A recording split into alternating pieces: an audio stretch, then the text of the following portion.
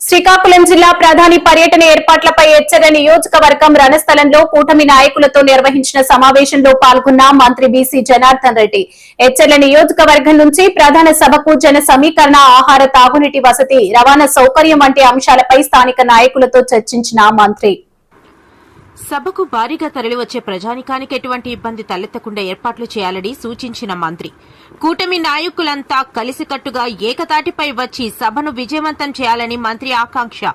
ఈ కార్యక్రమంలో పాల్గొన్న స్థానిక MLA Nadikuditi Eshwarrao, MLC Beeda Ravichandra, maritime board chairman Damacharla Satya, జిల్లా తెలుగుదేశం పార్టీ అధ్యక్షులు కిమిడి నాగార్జున తదితరులు.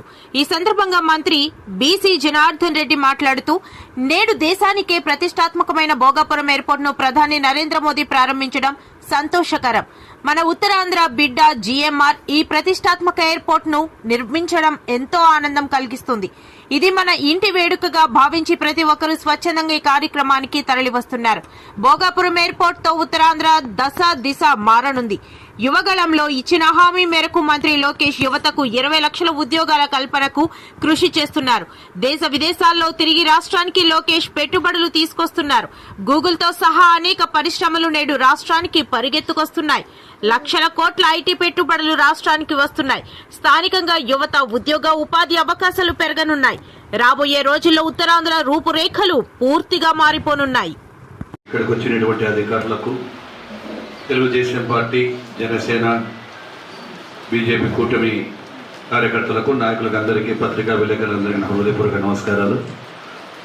మనమంతా ఎంతో కాలం నుంచి ఎదురు చూస్తున్నటువంటి ఈ అల్లూరి సీతారామరాజు ఎయిర్పోర్ట్ భోగాపురం దగ్గర నిర్మిస్తున్నటువంటి కార్యక్రమాన్ని 1వ తారీఖున గౌరవ ప్రధాని మోడీ చేతుల మీదుగా చేయాలని మన గౌరవ ముఖ్యమంత్రి గారు లోకేష్ బాబు గారు ఎంతో ప్రతిష్టాత్మకంగా తీసుకునేటువంటి కార్యక్రమం. ఇదంతా కూడా ఉత్తరాంధ్ర ప్రజల కళల సహకారం అవుతూ ఉంది. ఎందుకంటే ఆ కార్యక్రమాన్ని యావత్ భారతదేశం కూడా ఇక్కడ జరుగుతున్న దాని గురించి కొన్ని లక్షల మంది అక్కడికి వస్తూ ఉన్నారు. భారతదేశంలోనే గర్వించదగ్గ ఎయిర్పోర్ట్ ఇక్కడ ఈ యొక్క రాజ్యంకు సంబంధించినటువంటి జిఎంఆర్ వారు కట్టారు, మన వాళ్ళు కట్టారు ఈ ఎయిర్పోర్ట్, తెలుగు వారు అని చెప్పి ఉద్దేశంతో అందరూ చూడాలి, మన వేడుక, మన పెళ్లి, మన కుటుంబంలో జరుగుతున్నటువంటి వేడుక అని చెప్పి చాలా మంది కూడా ఉత్సాహంగా రావడానికి ఉన్నారు. దానిలో భాగంగా మిమ్మల్ని అందరినీ ఒకటే రిక్వెస్ట్ చేస్తూ ఉన్నాము, మీరందరూ అర్లీ మార్నింగ్ బయలుదేరి వస్తే తప్ప అక్కడ రీచ్ కాలేరు. ఒకటే వే ఉంది కాబట్టి వీలైనంత వరకు మీరందరూ 8 గంటలకి అక్కడికి రీచ్ అయిపోవాలి. అదేవిధంగా జన సమీకరణ భాగం కూడా అన్ని మాట్లాడుకున్నాం శాసనసభ్యులతో. మీకు అందరికీ ఏ ఇబ్బందులు రాకూడదు అనేటువంటి వసతి సౌకర్యాలు కావచ్చు, టిఫిన్ భోజనాలు కావచ్చు, ఇవన్నీ కూడా మాట్లాడడం జరిగింది. ఇక్కడే ఎంఆర్ఓలకు, ఎండిఓలకు అందరికి కూడా ఆదేశాలు ఇచ్చారు. ఉదయం బ్రేక్ఫాస్ట్ ఏం చేసి ఇవ్వాలి, మధ్యాహ్నానికి లంచ్కి సంబంధించి కూడా కొన్ని ఆదేశాలు ఇచ్చాము. ఎక్కడెక్కడ ఉంటే వారిని చేసుకోమని చెప్పి. అదేవిధంగా రేపు భవిష్యత్తులో కూడా ఈ ఎయిర్పోర్ట్కి ఓపెన్ అయిపోయిన తర్వాత దేశ విదేశాల నుంచి వచ్చేటువంటి రావడానికి అనుకూలంగా ఉంటుంది. ఇప్పటికే విశాఖపట్నంలో లక్షల కోట్ల రూపాయలతో పెట్టుబడులు పెట్టడానికి, పరిశ్రమల కోసం అన్ని వర్గాల ప్రజలు, వ్యాపారస్తులు కూడా అక్కడికి వస్తూ ఉన్నారు. మన హెచ్ఆర్ నియోజకవర్గం నుంచి నరేంద్ర మోడీ గారు మీటింగ్కి వెళ్ళాలనుకుంటున్నారు కాబట్టి అందరినీ కూడా మన దగ్గరుండి తీసుకొచ్చే విధంగా మనం అందరం అనుకున్నాం, ప్లాన్ చేస్తాం. సార్ మాకు 20,000 మంది ఇచ్చారు సార్. 20,000 మందికి మనకు ఆల్రెడీ ఆర్టీసీ బస్సులు 203, ప్రైవేట్ బస్సులు 243, మ్యాక్సీ క్యాబ్లు 90 మొత్తం ఇచ్చారు సార్. వాటి ప్రకారం 20,000 మందికి సరిపోతుంది. 20,000 కాకుండా ఇంకొక 3 నుంచి 5,000 మంది ఎక్స్ట్రా బయట నుంచి వస్తాం. కార్లు కానివ్వండి, వేరే వాహనాలు కానివ్వండి, అట్లా క్యాటర్ అంతా వేరే వస్తాం. 20,000 మంది దగ్గర ఏర్పాట్లన్నీ కూడా అధికారుల దగ్గరుండి, అధికారులు మా మండల నాయకుల దగ్గరుండి అన్ని ఏర్పాట్లు చేసుకున్నారు.